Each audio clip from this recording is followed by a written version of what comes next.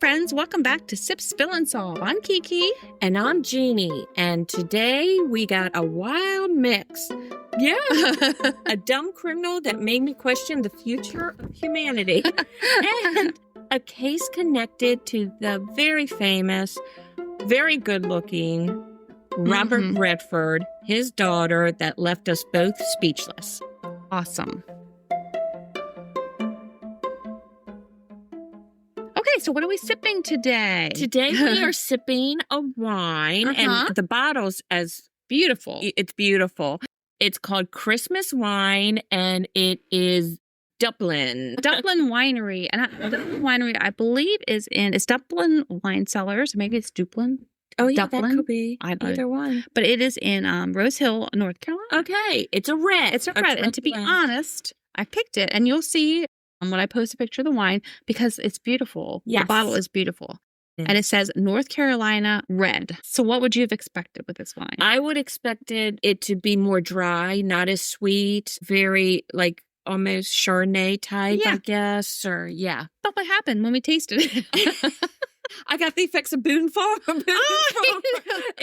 I did expect it to be sweet. It is so sweet, my friends. And if Jeannie says it's sweet, it's sweet. It's sweet. And almost to the point I did make a face because it was very sweet. Yeah. So we actually cut it with a little bit of lemon seltzer. Yes. So we kind of made it into a little wine spritzer. Yeah. Which now I like it. It's very good. Yeah. I think this would be great.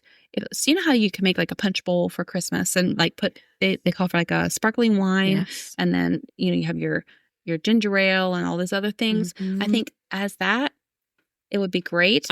Agree. Or you also had the idea of using Sprite, and I think that could have cut it a little bit. It's just really sweet. Yeah, you're right. So make it as a Christmas punch, but, right? So it's definitely a dessert wine. It is not. It is not our typical dry wine, right? Even though it said red, very. I know, but the bottle alone, it's fantastic. We'll post the picture. It just made me so pretty. This time of year. I know. Yeah. So tell me, you were off.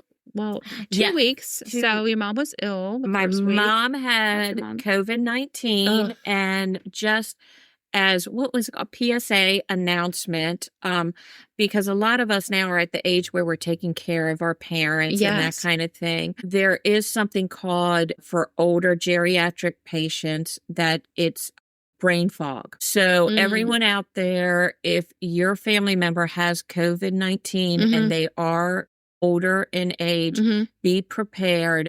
The doctor said, and because my mom's been even more forgetful, and so it could last up to 5 to 9 months. Oh, ew. Yeah. So so watch your older ones with this COVID-19, and she's had vaccinations and all that, but thank God she is back at her place. She's doing well. Good. She was in the hospital for about 4 days. Wow. Yeah. And it's scary at that age. And Kelsey, thank you for subbing for me. You all did a fantastic job. I listened to it twice. Did you? Well, it was fun to do, but it's like I was telling Jeannie that Kelsey had just had surgery, and so we could not get her upstairs to like more of a soundproof room. So I felt the sound really was bad, and the thing was, like I told you, we were laughing so hard. We had this thing where when we get tickled, like we can't stop. And so I had to edit a lot out because it didn't sound like we were laughing. It just sounded like dry, like these pauses, but we were just cracking ourselves up. You know what I mean? She did. So last weekend we had a trip arranged to go to Tennessee. My husband's family's from there. We cheered the Vols on, and it's all good. We went to a football game. But thank you, Kelsey. Honestly, Kelsey. I did listen to it twice. But it can be intimidating in front of this microphone. You all played off each other very well. Yes, I'm going to say that. So. I think that if we did it more often, not necessarily as like with Sip, Spill, and Solve, but she and I have often talked about doing like a mother-daughter kind of a podcast called You Raised Me Weird. I can see it. So if you all think Kelsey and I should do You Raised Me Weird, plus, okay, this is funny, but Kelsey wants to learn to play the accordion, right? So wouldn't that be funny to do the intros of like, you raised me weird. I know. If I could just sit and do all these podcasts I have in my mind for a living, I wouldn't be rich, I'll tell you that. But I'd be busy. Very busy. I think it would be great. Yes. So if you haven't listened to last week's Mummified, tune into it. It was good. It was good. Good job. It was just funny. Yeah. It was. Continue to listen to me. Yeah, and a couple of you responded to me that you would like to be a co-host or something like that.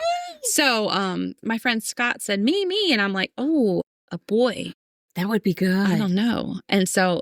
But he's also like a counselor. So I think it would be good to have him on to like help us to see into the minds of these like, murderers, or what makes somebody flip, what psychologically can bring them to the brink of that. So I think Scott would be very interesting. Yeah. Plus he loves to drink bourbon. We get some bourbon and we are off and running.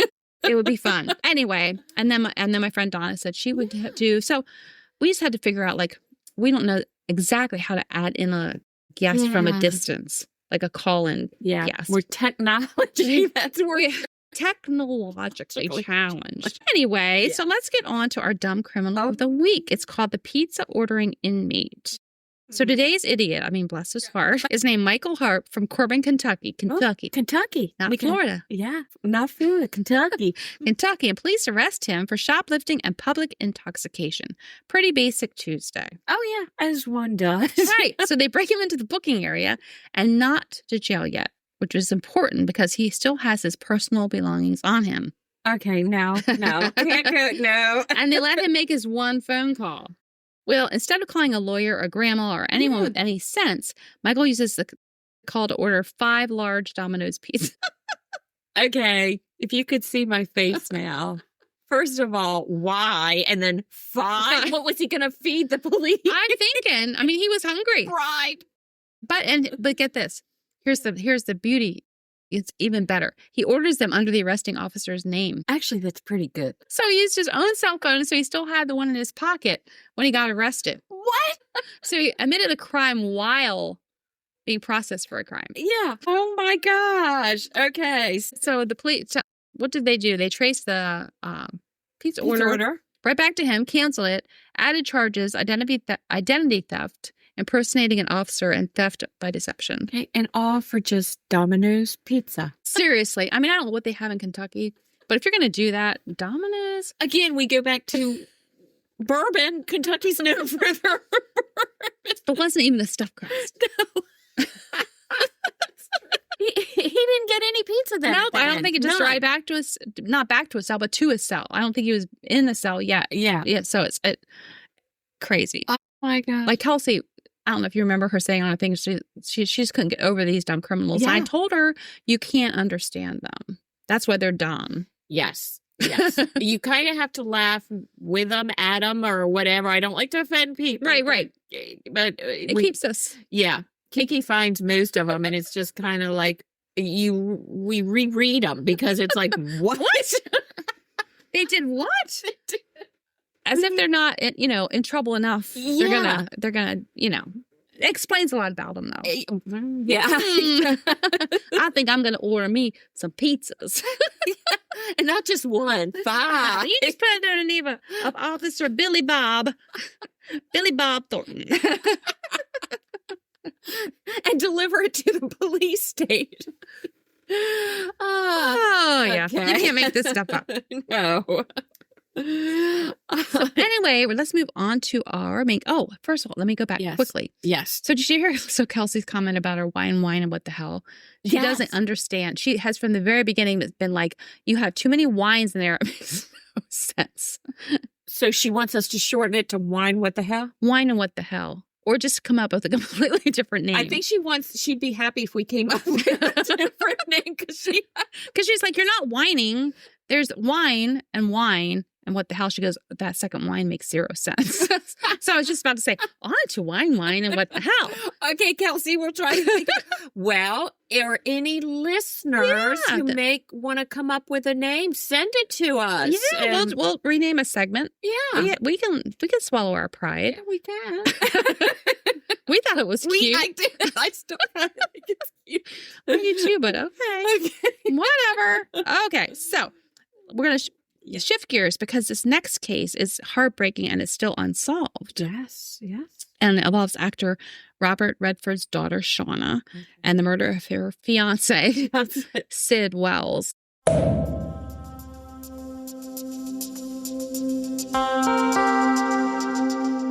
And this one, I did not know much about. And I started seeing things like when they were doing Robert Redford's like obituary and just they had because he recently passed away, they were saying that this was a big heartache for him, and I had never heard of it. And you said something to me, and I was like, "What? I don't even know what you're talking about." Yeah. And so he always wanted this solved. He always, he put a lot into it. Yes, exactly. And I think anytime anybody hurts your child, or anything hurts your child, it makes a double, But anyway, we'll start at the beginning, and then we can go from that. So, in August 1st, it was 1983. Yeah, so it was a while ago. It was when I graduated from high school. Okay. I'm just going to say, it wasn't that long ago. Okay. It wasn't that long ago. In Boulder, Colorado, a 22-year-old Sid Wells, a University of Colorado student, was found dead in his condo. He'd been shot in the back of his head with a 12-gauge shotgun, execution style. Horrible. Mm-hmm. Horrible. Mm-hmm. He was dating Shauna Redford, Robert Redford's daughter, and not casually. It was serious. Yeah, I guess they'd been together for 3 years. They met their freshman year. Yeah.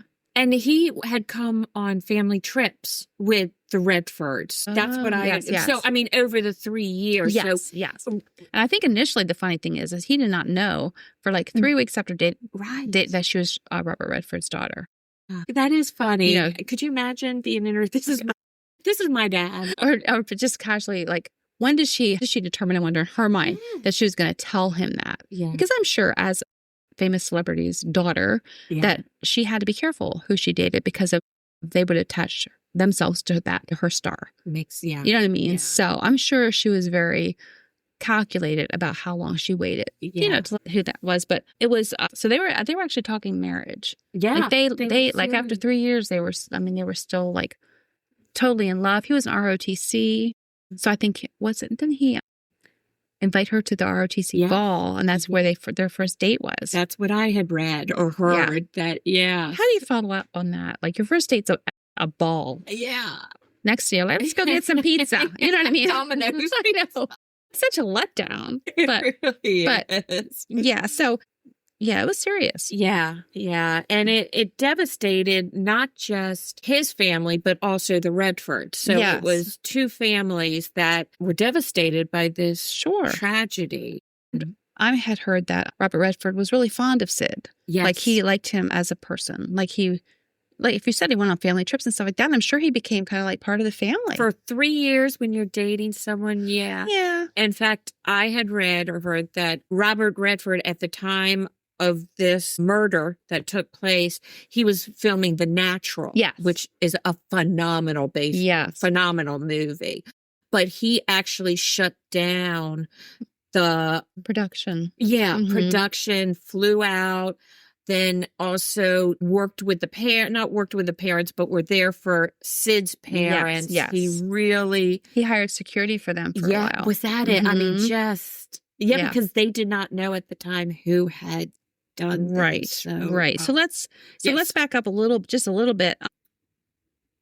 When I guess this is what I just listened to today, is that Sid's mother had actually bought the condominium complex. I think it was that where Sid lived. Oh, okay. But the boy, Sid lived with his brother Sam, and they paid rent to his mother, but they needed a third roommate. And so when looking for a third roommate, they came upon this guy, and his name was, I can never say it right, Thane Smyka.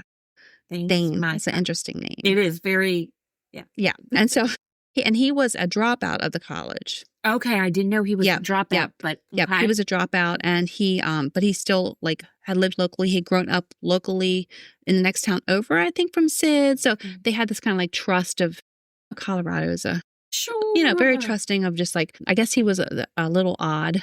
Yeah. This thing was a little odd, but they thought, he still would make a decent roommate. Yeah. type of thing. So, yeah. and he was 23. And there was tension as time went on there. Time went on. And wasn't it like just over money and late rent, and which can be very typical over 3 roommates. Right. Right. Sharing an apartment. Sure. And I guess Thane wasn't, I don't know if he didn't have a job or something where he was hard for him to come up with the rent. He was late with the rent a lot. Okay. So I guess. So, and that's classic. That's right. Right. And it's a classic motive. Yes. Too, in a way. So anyway, so what happened was Sam came home from a camping trip. He was on a short camping trip. So Sid's brother came home from a camping trip, found his brother shot execution style. And then there was a note from that Thane had left saying that he went to his parents' house. He was going to, this is indicative of the 80s, get a perm and do his laundry. I mean, come on. Yeah. Isn't that what we all do? Yeah. Going to go home and get a perm. As a male, too. But that was so... So it was so 80s. So get a perm and do laundry. Okay. All right. And then also he said he had a thought about who had killed Sid. He said that Sid was dealing drugs on a low level and that he had cocaine in the house and he had money. Mm-hmm. And whoever this other person was, he was afraid he was going to come in and steal it from him. So Thane, because he's such a kind and gentle soul and such a good friend, took the money and the cocaine to his parents' house so that it wouldn't get stolen. Yeah. While he was getting a perm and doing his laundry.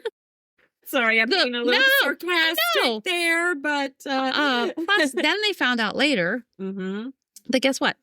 He got a perm the week before, so you do not double perm. No. Fries your hair. Yeah. It does fry. Like, you would never do it anyway. But this is a typical guy move, I think, to pick something so stupid. I'm going to go get a perm. Yeah. You know what I mean? Like, all us women, we know. Yeah. No. Anyway, get a perm. So he had already gotten a perm. Plus, what was the other thing that he had done? Oh, he had a laundry facility right there. Okay. So that was kind of a poor excuse too. Exactly. Yeah. Exactly. Yeah. So, and he also, his sister also came forward later and said that he had made her wash some bloody clothes. Thane's sister. Yes. Thane's sister. Yeah. Sorry. No, Thane's that's sister. okay. Just trying to get our viewers on the right yeah, because even though this wine is sweet, it hits a little hard, which is fine. Fine. Like we did a mocktail with Kelsey. I'm like, don't have sober people on. You know what I mean? Like, I think we should do more mocktails. And Jean's like, yeah, let's do a mocktail more often. I'm like, what is wrong with you? We did do it at like 8 a.m. So I had to be, I did put a snitch of gin in mine. Oh, because I just can't. But anyway, yeah. So sober guest, I don't know. Yeah. And I've also listened to, podcasts on this subject and stuff like that. Yes. And some of them, the people are just so, I don't know, like, I want to say, just have a drink. Yes. Yes. Lighten up a little bit. Stuffy. Yeah. Yeah. And I'm like, how come their podcasts are doing so well and we, are struggling to get... Maybe we're drinking too much. Oh, Jean, I never thought of it that way. We're so much more fun. We are fun. Like, we could get on here and read stories back and forth to each other and comment. And then, but yeah, everybody is doing it. So we're trying to spice it up. Yeah. And we're helping people because we are giving them recipes on cocktails. I so thought you were going to say. Yes. Because yes, we are. We are helping you have festive holiday seasons and, Right. I guess while you're listening to us, we figure everyone should drink. That's right. You should drink. Well, that is it. We do say this is the sip of the week. Grab it and drink along with us. Yes. That's, yeah. So anyway, back to. Yes. Okay. So Thane now, so they found Sid and he. Right. Definitely. Right. Deceased. And then it seems like, let's see, that was in 1983. I believe that they finally felt like they had enough evidence to arrest Thane in 85. I want to say. Yes. Something like that. But then whatever it was, they felt the prosecutor felt like they did not have enough evidence. Right. They didn't have it, because he had been in the apartment. He lived in the apartment, so they couldn't go any fingerprints because his fingerprints were all over the apartment. They couldn't bust his alibi, evidently, because the parents were saying, I don't know what the parents said, but anyway, so then, and like we said before, in the 80s, forensic evidence for a forensic testing was just in its baby stages, so they didn't have a lot to go on. No. So they did look at him again in 86, I think it was, tried to bring him to trial again, because there were no other suspects. Oh. They were able to debunk what Thane had said about this other Sid guy. was not dealing drugs, not and because the other kid that he had accused had an alibi, came back clean as far as whatever. So I think it was Thane's cocaine the whole time, personally, but I could be wrong on that. But he stole the money. Yeah. And I think that he shot Sid because he didn't have the rent. Right.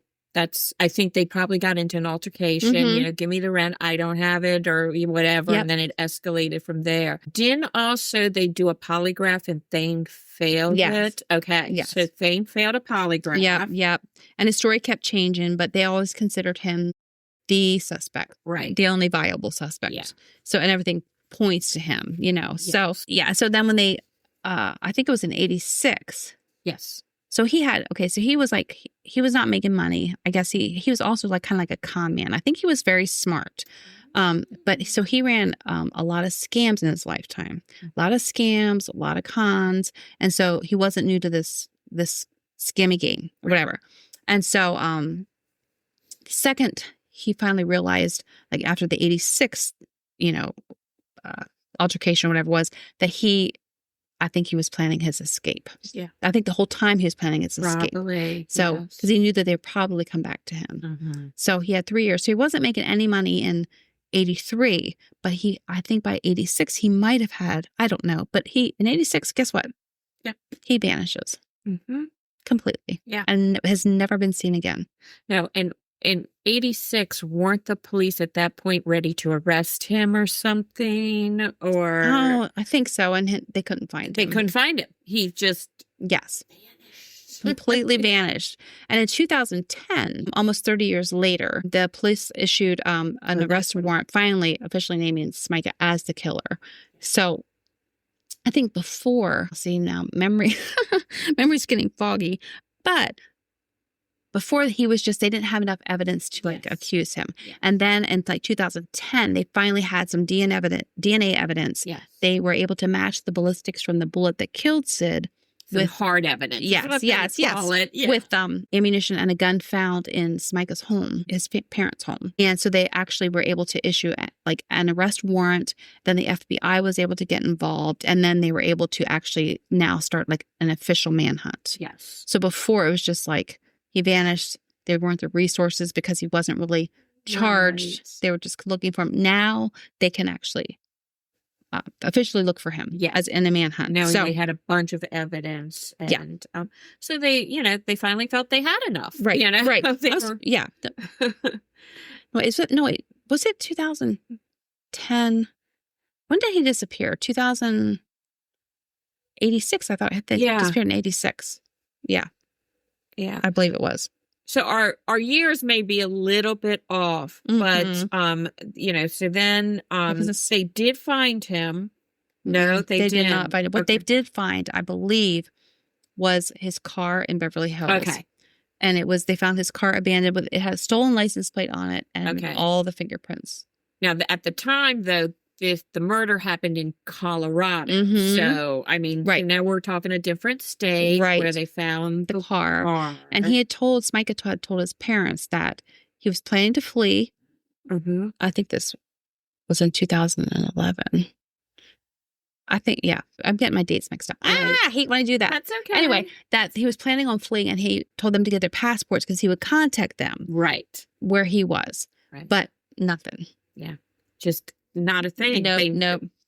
Nope. They never found him. Yes. So they did do, not only say semi-recently, but they did an aging photo of him. So evidently he had some very distinguishing features. He had very hazel eyes. We'll post the picture, the aging picture, because he could be living anywhere.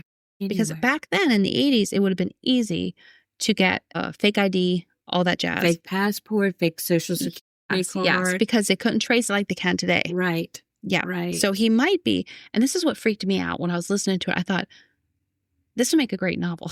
Because what if what if you heard like a podcast like this, right?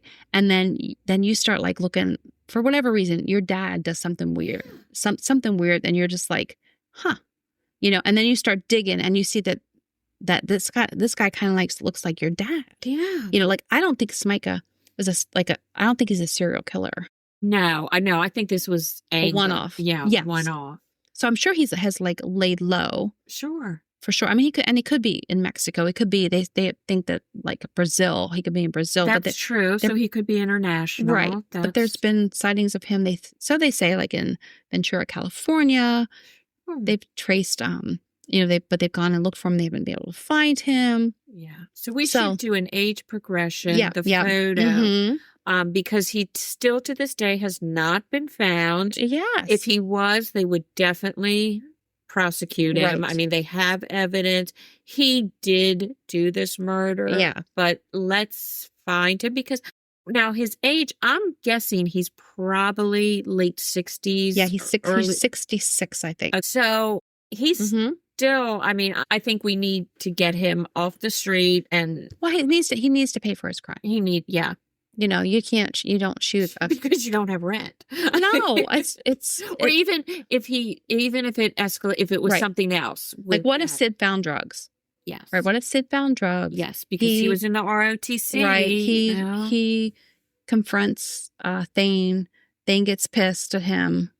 Whatever. Yeah. I could just see the whole thing going down. Oh yeah. And then you have, the Redfords, and Robert Redford he wanted so badly for this to get solved. He did. For the sake of the Wells family, as well as for his daughter. Yeah. And I did read People Magazine has said that, again, it's People Magazine, but I did read in People Magazine that they are going to try and open the case again in memory or in honor of Robert Redford. I didn't think it was closed. It may not have been closed, but I guess become more active like to really. And there's new detectives on it. Yes. That will have new eyes. Which makes a difference. And you have our podcast. Yay! Well, and guess what? I have learned through listening to other podcasts that podcasts have helped solve crime. I believe, yes. It's incredible. Yeah, so we want to do this because he could be living in Pennsylvania. He could be your next door neighbor. Virginia. You could go to church with him. Yes. You could, go to school with him. Like your kids could go to school with his grandkids. Who knows? It's just like, it's crazy. It's crazy, especially in this day and age that they haven't found him yet. Maybe he's dead. He may be, but I still don't think so. I think he's very good at disguises. He may be international, but still, we can still find him. Right.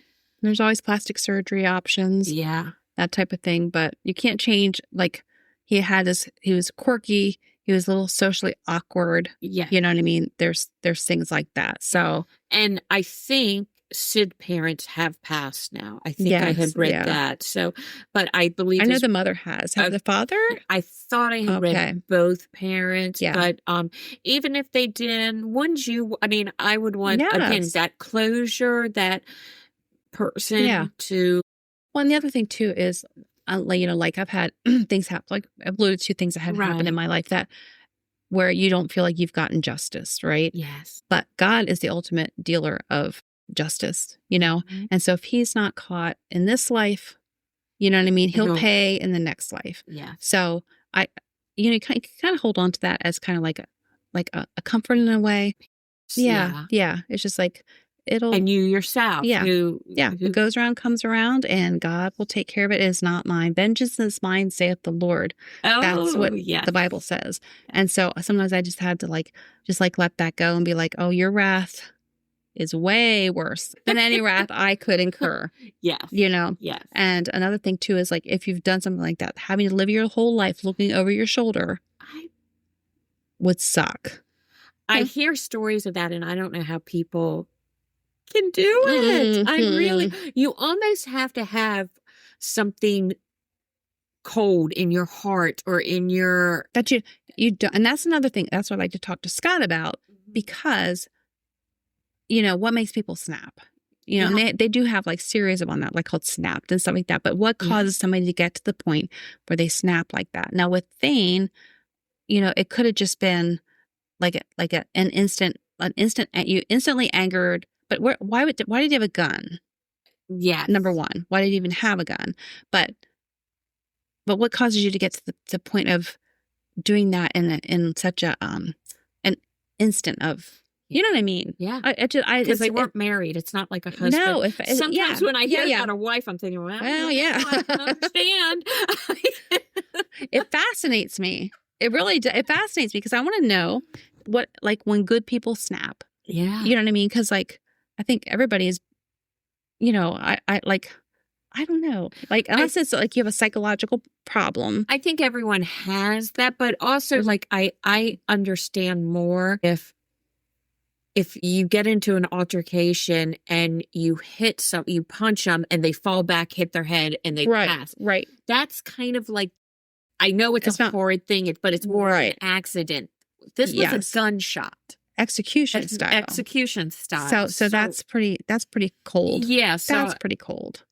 Yeah. Yeah. So you have to wonder, has he done it before or you know, we don't know enough about this guy, right, to really be able to say that he has, you know, he's been a career criminal, we know, because he was doing the cons and the scams and all this other jazz. But has he been a career murderer? Yeah. I don't know. But it only takes one time. Right. You know, I don't know. I don't know. I still don't. I think it would be very hard to live carrying this huge secret, but people do it. People. Mm-hmm. I'd be afraid of the justice that the Lord would mete out on me. Like I said, you know, a lot of people on their deathbed do the deathbed confession and that type of thing. Yeah. We're going to post it because we want to, who knows? Share it, you know? Share it, yeah. And also remember, there's a lot of good Robert Redford movies out there. Yes. I loved him as an actor. I know. I really, you know, River Runs Through. Oh, him and Brad Pitt did such, I mean, The Natural was probably his most famous. And in the Sundance Festival, didn't he start that? Yes. You know, because he lived in Sundance, Utah. So much for the environment. Yeah. Kind soul, I think. I don't know him. I do know. I think so too. I do think that the family, Sid Wells' family, at one time did feel like kind of overshadowed, that the Redford, the tragedy of like Shauna, you know, kind of took over. However, I think Sid's mom at the end said, you know, it did help keep the case alive. You know, so many of these cases, you know, like, you know, we'll cover cases where they're just kind of like lesser known, right? And we have even seen in like the number of our downloads are less for lesser known crimes. Yeah. And then we do something like Garth Brooks or something like that, and it's like, because that's a celebrity. And so that's just the way human nature works. True. We're drawn to celebrity cases and stuff like that. Yeah, unfortunately, we are. I'm not saying it's good or bad. No. But so had Sid Wells not been dating Shauna, then we probably still won't be talking about it today. Exactly. And the reason we're talking about it today is because Robert Redford recently passed. Yes. And then that whole thing has kind of... Yes. Yeah. And I did read Shauna she's remarried.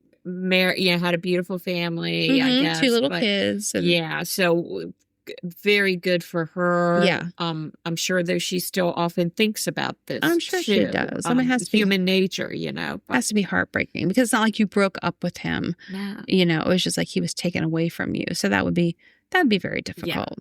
Yeah. But let's bring him home. Yeah.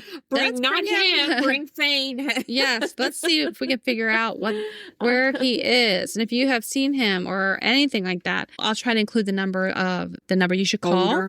Yeah. But the Boulder Police. And also there's a $10,000 reward out there still for anybody who can help, you know, bring him to justice or locate him or whatever. So there you go.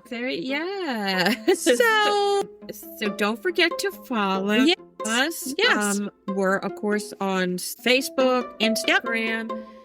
And if you have, you know, Gmail us. sipspillsolve@gmail.com. Don't forget merchandise. Yeah. Because I said they make great Christmas presents. And allegedly. Real quick. Allegedly. Yeah, and I think it takes about a week. I mean, it's very quick. Yeah, that's awesome. Yeah, I love it. So maybe I can see if I can design a Christmas one quick. Oh, that would be good. That'd be kind of fun. Yeah. Okay, just one other thing to add to my list of things to do, but why not? I'm not working right now, so I'll just design. So maybe I'll do that. Okay. So Anyway, until next time, we say stay curious and stay safe and don't get burglar. Cheers. Cheers.